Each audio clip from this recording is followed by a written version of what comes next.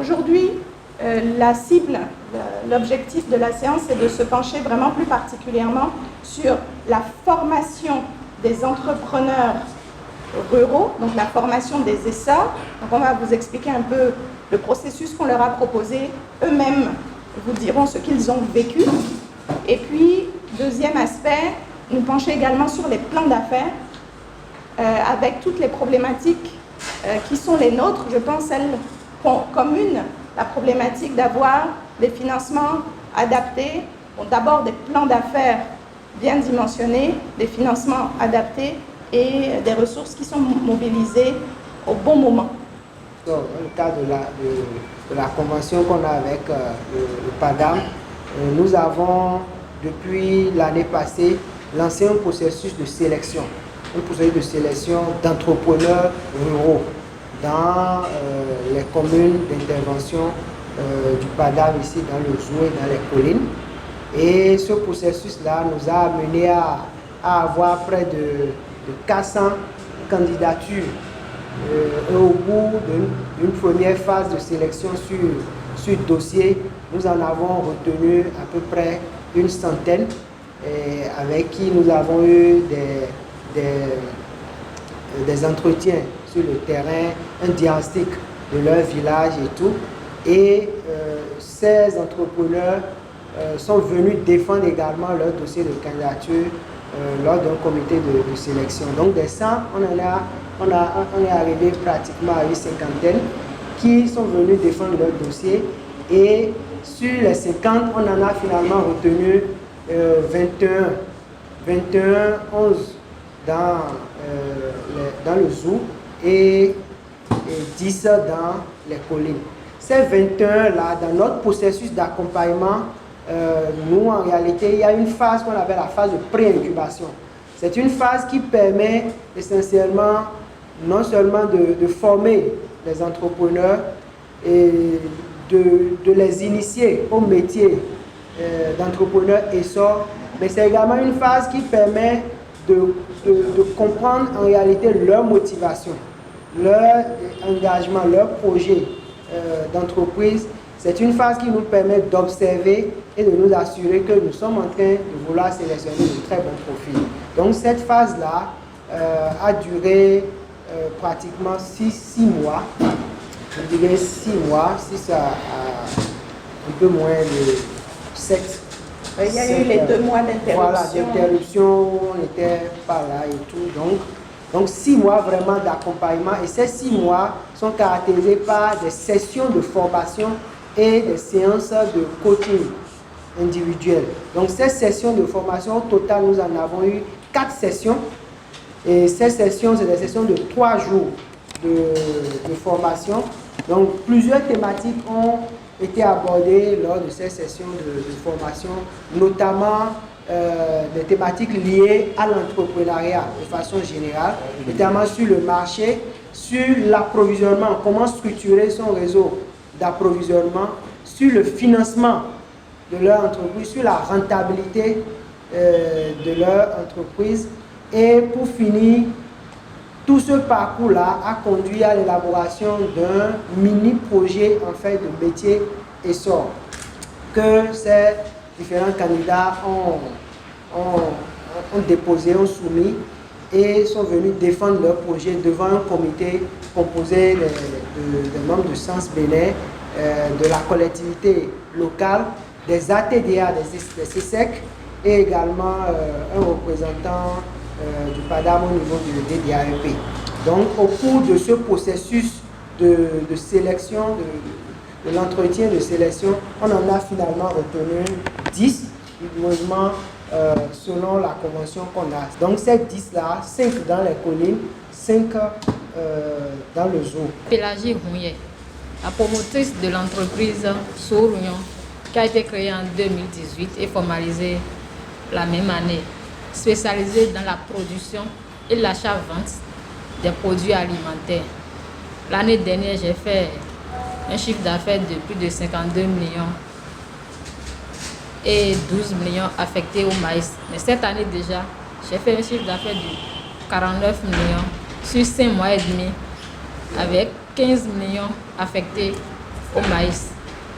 J'ai prévu vendre 230 tonnes de maïs cette année. J'ai déjà livré 75 tonnes pour un chiffre d'affaires moyen de 15 millions. Je travaille avec des producteurs dans le village de Guégué-Zogon.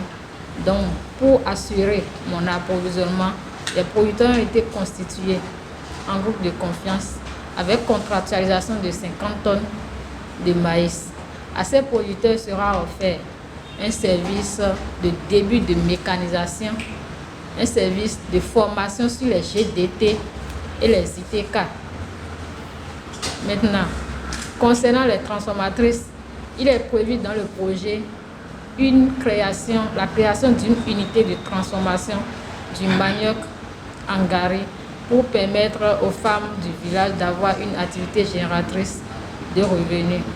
Le coût total de mon projet est de 54 449 000 avec un apport personnel financé à hauteur de 46,4%, une subvention de 29,7% et un emprunt sollicité de 23,9%. Maintenant, dans cet emprunt de 23,9%, 5 321 000 seront affectés aux producteurs et 7 700 000 à l'essor elle-même. Dans la subvention, l'essor a eu besoin de 3 200 000 auprès de PADAM, les producteurs 1 550 000 et les femmes transformatrices 11 411 400.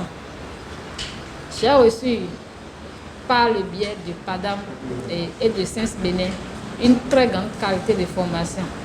Par Sens-Bénin, j'ai obtenu des formations sur les notions de la segmentation du marché, la rentabilité d'une entreprise, les modules approvisionnement et autres.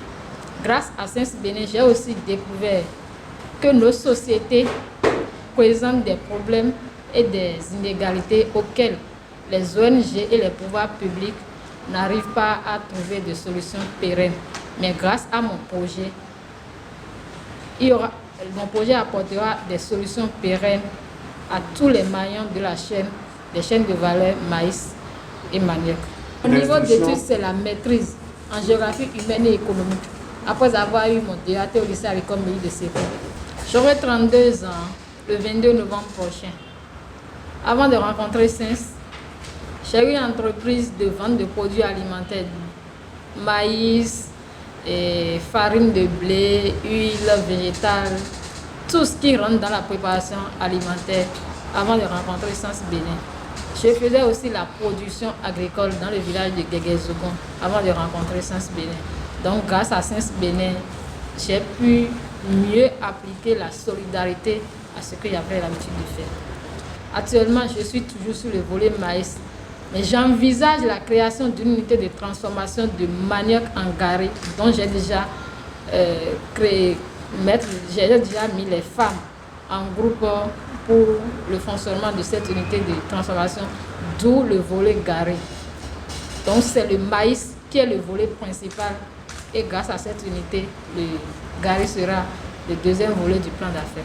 Mon plan d'affaires est sur le maïs et le gari.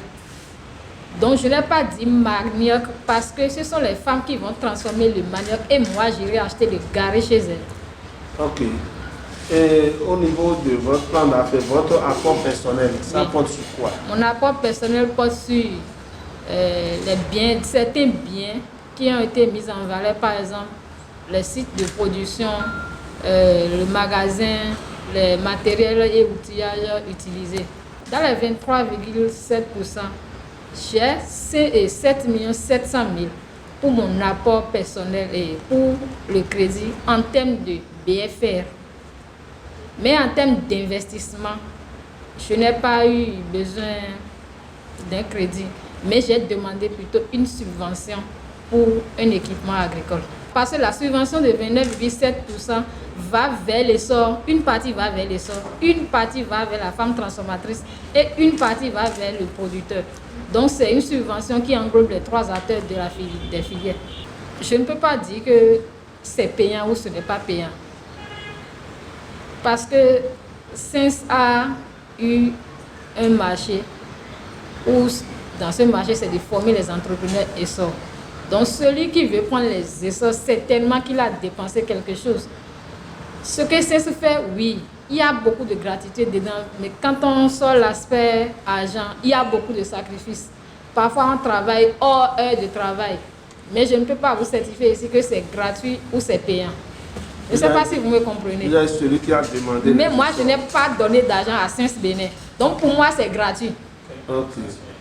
Il y a celui qui a demandé les essors. Qui a demandé les essors? Pardon? Qui a demandé les essors? C'est pas d'âme. Ce qui est prévu dans le projet, c'est une batteuse vanneuse qui a été mise dans subvention. C'est ce que j'expliquais tout à l'heure.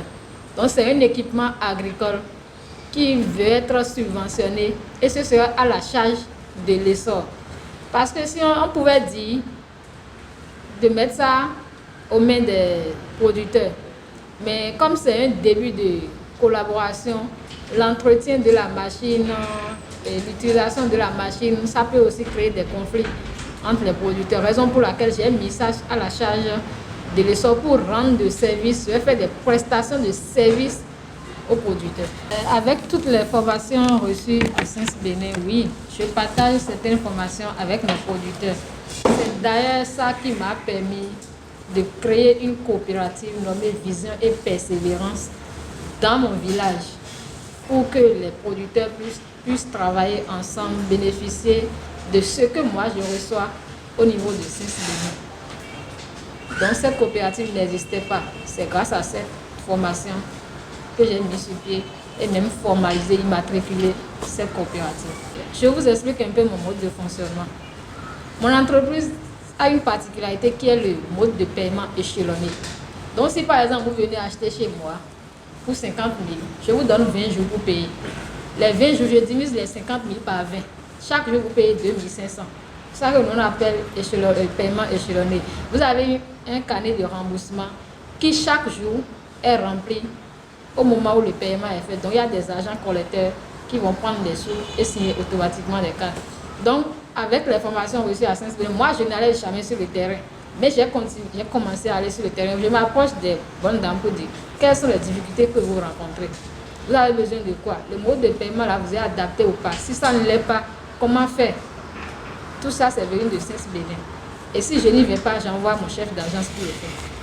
Donc, les transformatrices aussi bénéficient de ce que je fais, ce que je gagne pour le Saint-Bénin. J'ai des employés.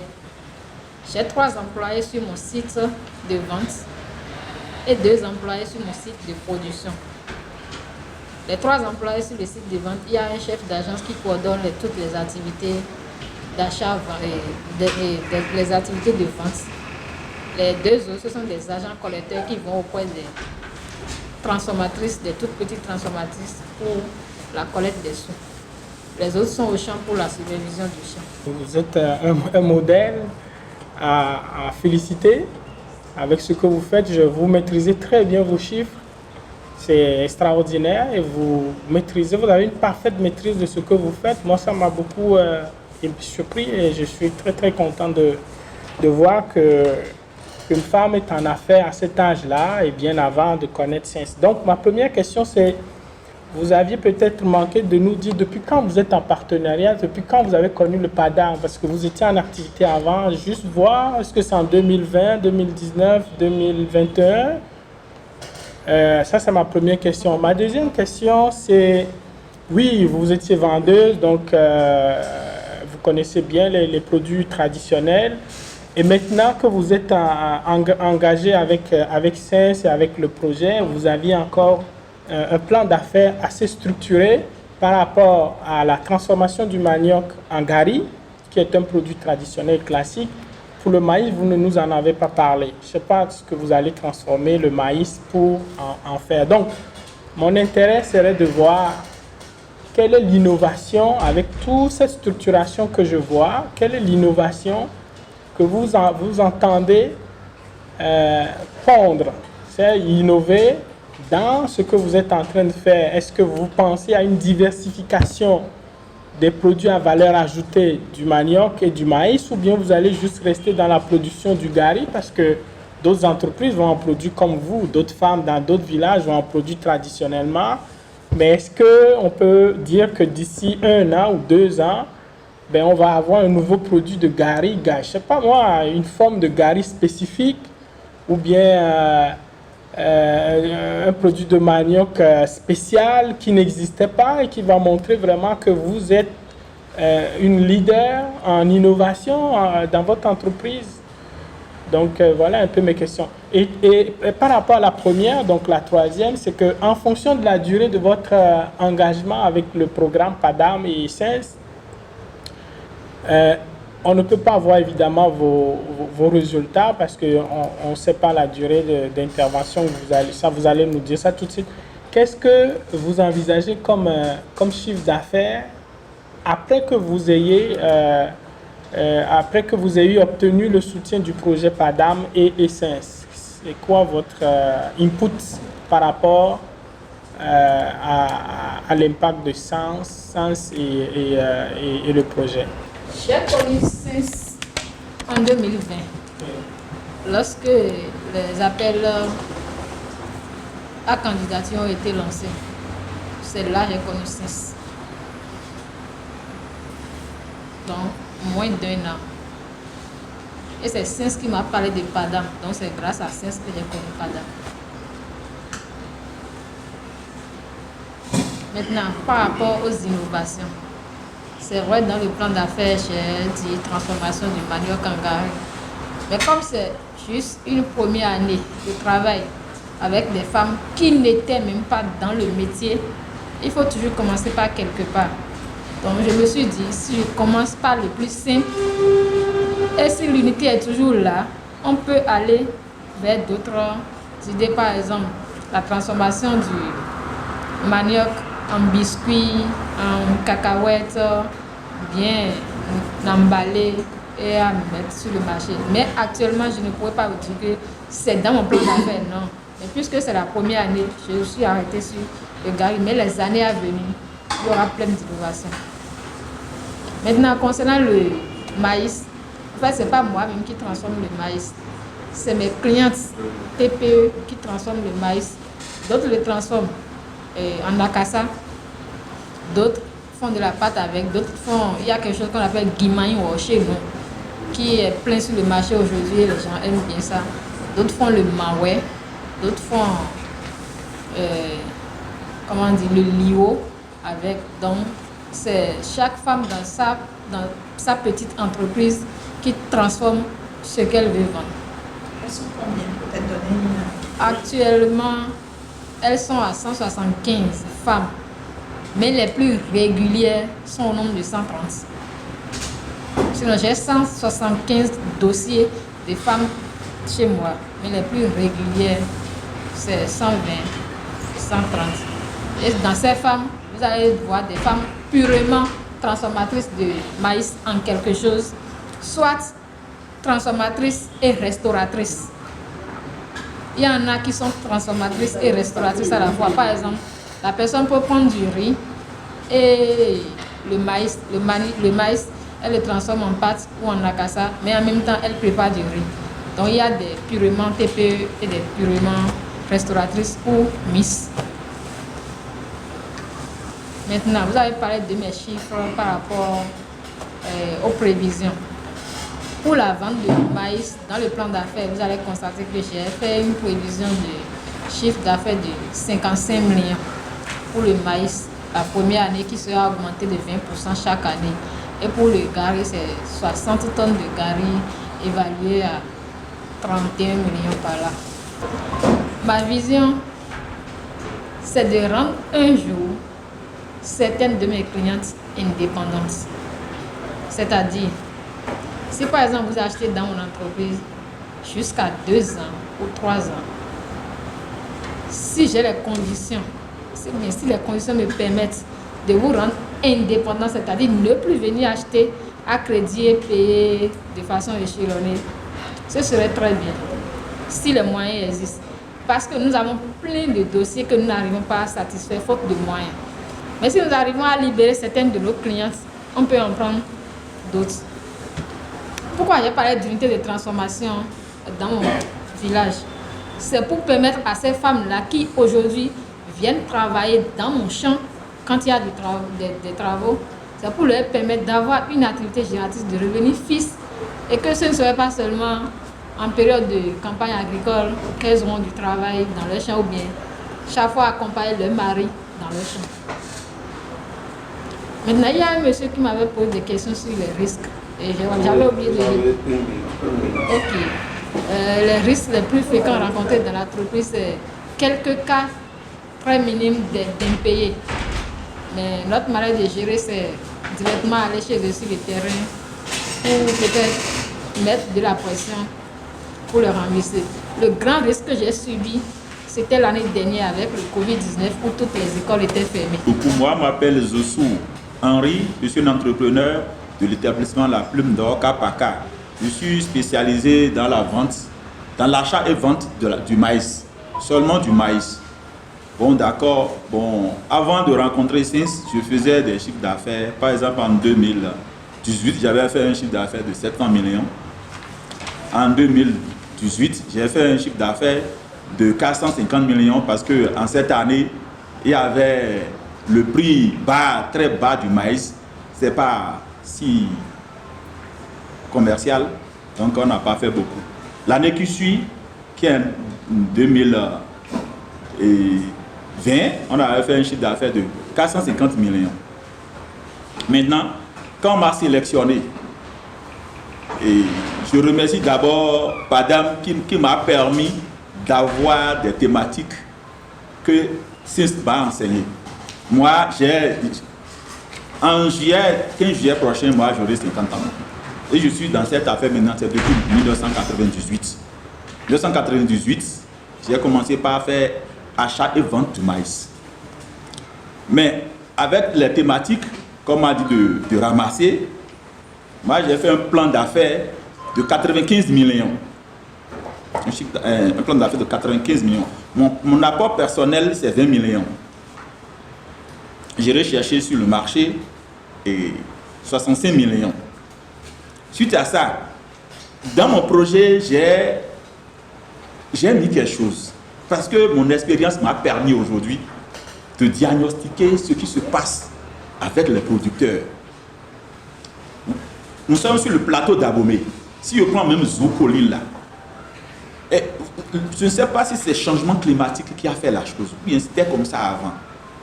Je prends la mairie comme Ouessé, dans Colline, je prends la mairie comme, comment on appelle, Didja, dans le zoo. Chaque fois, j'ai constaté que il y a tellement de maïs pourri. La qualité du maïs là, ça reste à désirer. Pardonnez-moi, je ne m'exprime pas trop les gros mots en français parce que j'ai terminé mon scolarité en classe de 3e depuis 92. Donc vous voyez un peu. Donc j'ai constaté ça. Maintenant, grâce à ce programme-là, j'ai dit que je vais pallier à ça. Parce que j'ai déjà la vision. On doit acheter séchoirs de capacité de 10 tonnes par heure pour permettre à ces producteurs-là, parce que le rendement aujourd'hui pour un producteur, c'est à peine 2 tonnes par hectare. 2 tonnes par hectare qui vont vendre peut-être à 400 000, alors qu'ils ont déjà dépensé 250 000 francs pour faire la production. Ça reste combien? Ça ne reste pas beaucoup. Alors qu'ils ont des enfants, ils ont tout. Donc si on ne remédie pas à ça, et on va toujours trouver des émigrants dans des rues, ils vont laisser la terre. Donc c'est pourquoi dans mon plan d'affaires, j'ai mis séchoir qui va me coûter 24 millions pour les 24 millions. Maintenant, moi, je veux vendre chaque mois 500 tonnes de maïs parce que la segmentation de mon marché, je fais l'export, j'ai des grossistes et j'ai encore des provenderies. J'ai une boutique témoin ici à Boïcon que les femmes viennent prendre des produits pour aller faire les transformations.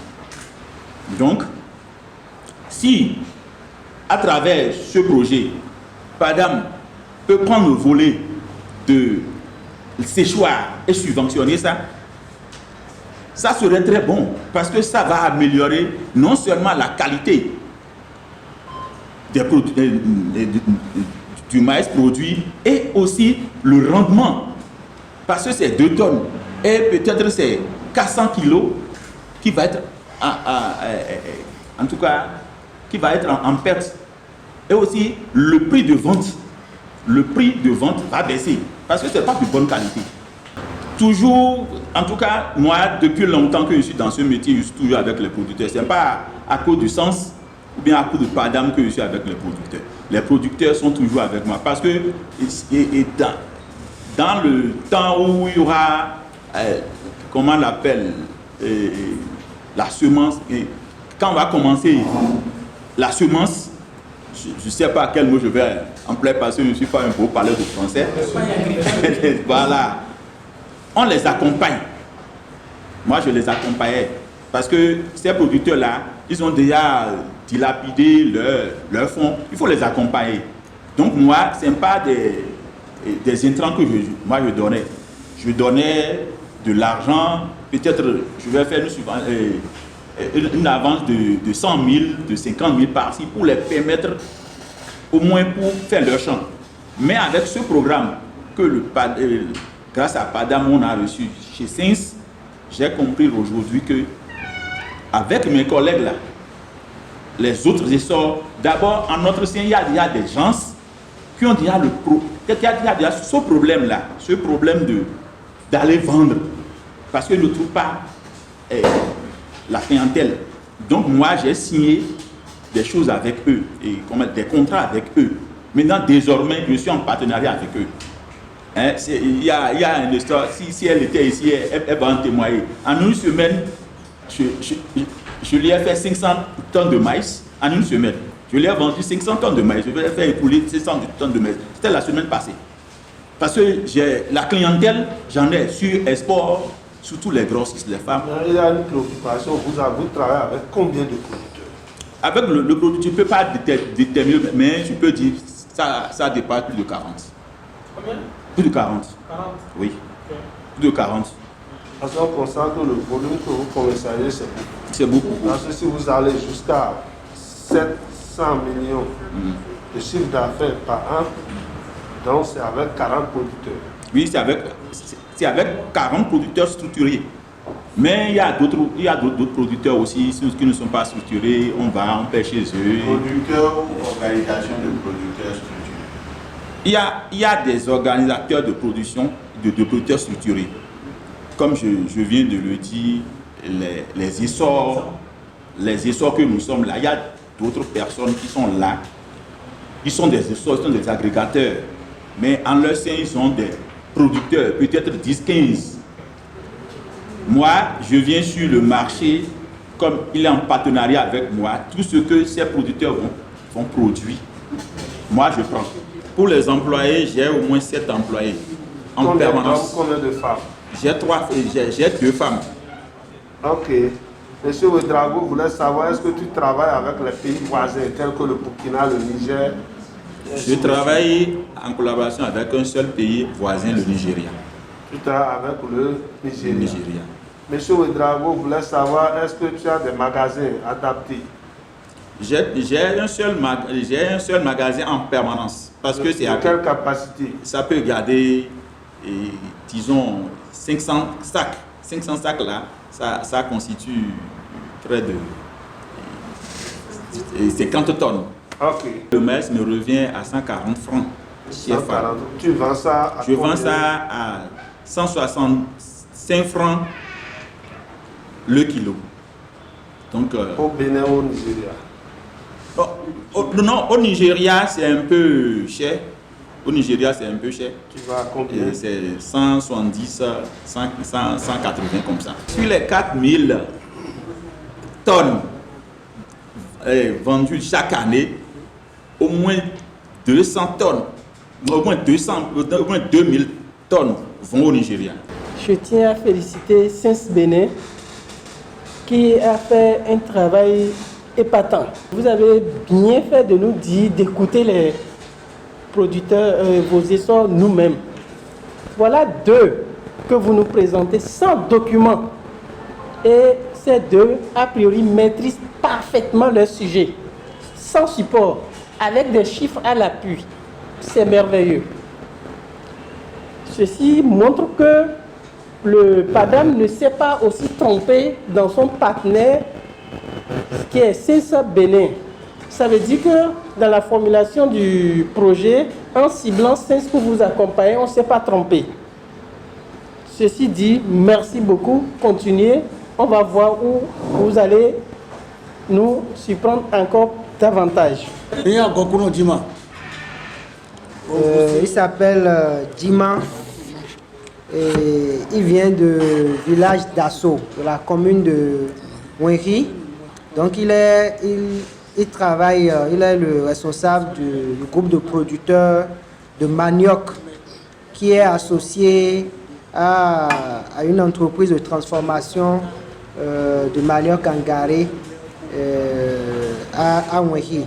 Donc ils sont 15 dans le groupe. Sont 15 producteurs et ils produisent essentiellement le manioc qu'ils revendent à l'essor qui transforme avec cette dame en gari. Et lorsque l'essor n'arrive pas à acheter toute la production, eux ils vendent le reste de leur production dans d'autres communes environnantes. Donc ils garantissent la production à l'essor. Ensuite, il dit que dans le cadre de l'accompagnement avec PADAM, ils se sont organisés et ils ont pu avoir les boutures qu'il fallait pour la production qui leur permet aujourd'hui de bien organiser leur production et que avant ils n'étaient pas organisés, ils n'étaient pas en groupe. Mais que depuis qu'ils ont commencé par travailler en groupe, ça plus à d'autres producteurs et qui les dérangent, qui sollicitent cet accompagnement, cette organisation. Mais ils estiment qu'eux, ils doivent pouvoir réussir avant de pouvoir installer d'autres groupes avec cette manière de travail. Donc voilà de manière succincte ce qu'il a dit dans son intervention. Merci. Il dit les avantages qu'il a tirés de la collaboration avec l'essor, c'est déjà à leur niveau l'organisation en groupe qui a permis aujourd'hui de bien assurer la production en leur sein. Donc, ils n'arrivaient pas à produire en quantité suffisante et que le coût d'achat ou le prix de vente n'était pas très élevé. Il a parlé de 25 000 francs. Il ne dépassait pas 25 000 francs la bâchée de manioc, mais actuellement dans la relation qu'ils ont avec l'essor, ils arrivent à aller jusqu'à 120 000 francs la bâchée et voilà, donc c'est ce qu'il a dit. Ok. Il dit pour la production, ils utilisent toujours les moyens rudimentaires. Ils n'ont pas accès à service de mécanisation, donc ils n'utilisent pas de tracteur et tout. Donc ils sont encore aux moyens rudimentaires. Et lui, il a emblave une superficie de 5 hectares à lui seul pour le manioc. Ok. Ok, donc il dit qu'il vend le reste de sa production dans un autre village qu'on appelle Ipile à d'autres transformatrices. Et là-bas, le prix de vente est à 180 000 francs. Donc c'est plus élevé même que ce que l'essor lui propose.